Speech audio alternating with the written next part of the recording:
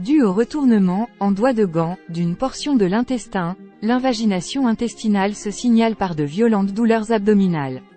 C'est une cause d'urgence médicale et chirurgicale chez le jeune enfant, car elle peut entraîner une occlusion intestinale. Chez l'enfant plus grand et l'adulte, elle peut prendre une forme chronique et signaler la présence d'un polype ou une tumeur maligne.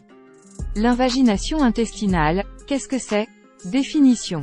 Une invagination intestinale, ou intussusception, se produit lorsqu'une portion de l'intestin se retourne comme un doigt de gant et s'engage à l'intérieur du segment intestinal immédiatement en aval.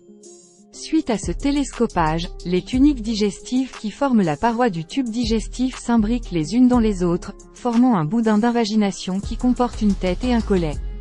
L'invagination peut affecter n'importe quel niveau du tube intestinal. Toutefois, 9 fois sur 10, elle est localisée au carrefour de l'iléon, le dernier segment de l'intestin grêle, et du côlon.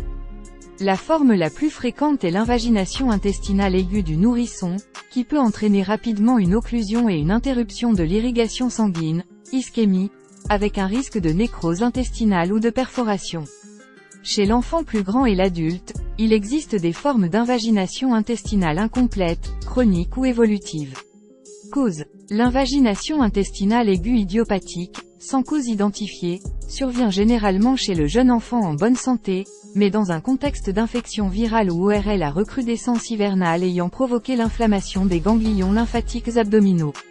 Les invaginations intestinales secondaires sont liées à la présence d'une lésion de la paroi de l'intestin, un gros polype, une tumeur maligne, un diverticule de Merkel inflammé.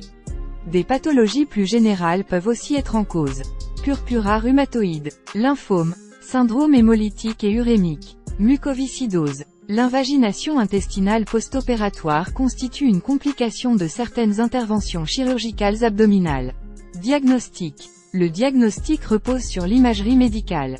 L'échographie abdominale représente désormais l'examen de choix. Le lavement baryté, un examen radiographique du côlon effectué après injection d'un produit de contraste, baryte, par voie anale, constituait autrefois l'examen de référence.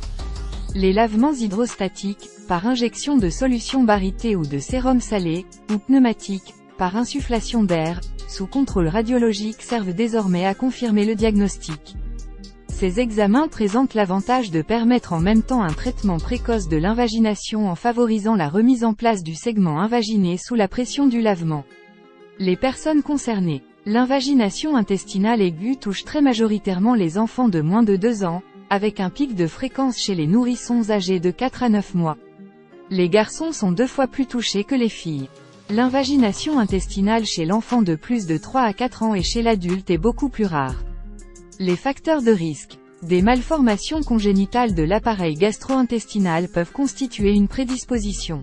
Une faible augmentation du risque d'invagination intestinale suite à l'injection d'un vaccin contre les infections à rotavirus, Rotarix, a été confirmée par plusieurs études. Ce risque survient principalement dans les 7 jours suivant l'administration de la première dose de vaccin. Les symptômes de l'invagination intestinale. Chez le nourrisson, des douleurs abdominales très violentes, d'apparition soudaine, se manifestent par des crises intermittentes d'une durée de quelques minutes. Très pâle, l'enfant crie, pleure, s'agite. Séparés au départ par des intervalles de 15 à 20 minutes, les crises sont de plus en plus rapprochées. Dans les accalmies, l'enfant peut paraître serein ou au contraire prostré et anxieux. Des vomissements apparaissent rapidement. Le bébé refuse de s'alimenter, et l'on retrouve parfois du sang dans les selles, qui présente un aspect en gelée de groseille, le sang est mêlé à de la muqueuse intestinale. Pour finir, l'arrêt du transit intestinal évoque l'occlusion intestinale. Chez l'enfant plus grand et l'adulte, les symptômes sont principalement ceux de l'occlusion intestinale, avec des douleurs abdominales et un arrêt du transit des selles et des gaz. Parfois, la pathologie devient chronique, l'invagination, incomplète, est susceptible de régresser d'elle-même et les douleurs se manifestent par épisode. Les traitements de l'invagination intestinale. L'invagination intestinale aiguë du nourrisson est une urgence pédiatrique. Grave voire mortelle si elle n'est pas traitée en raison du risque d'occlusion intestinale et de nécrose, elle est d'excellent pronostic quand elle est correctement prise en charge, avec un risque de récidive très faible. Prise en charge globale. La douleur du nourrisson et les risques de déshydratation doivent être traités. Lavement thérapeutique. 9 fois sur 10, les lavements pneumatiques et hydrostatiques, voire diagnostiques, suffisent à remettre le segment invaginé en place. Le retour à la maison et la reprise de l'alimentation sont très rapides. Chirurgie. En cas de diagnostic tardif, d'échec du lavement ou de contre-indication, signe d'irritation du péritoine, une intervention chirurgicale devient nécessaire. La réduction manuelle de l'invagination est parfois possible, en exerçant une contre-pression sur l'intestin jusqu'à disparition du boudin. La résection chirurgicale de la partie invaginée peut être pratiquée par laparotomie, opération classique à ventre ouvert, ou par laparoscopie, chirurgie mini-invasive guidée par endoscopie. En cas d'invagination secondaire à une tumeur, celle-ci doit aussi être ôtée. Cependant, il ne s'agit pas toujours d'une urgence.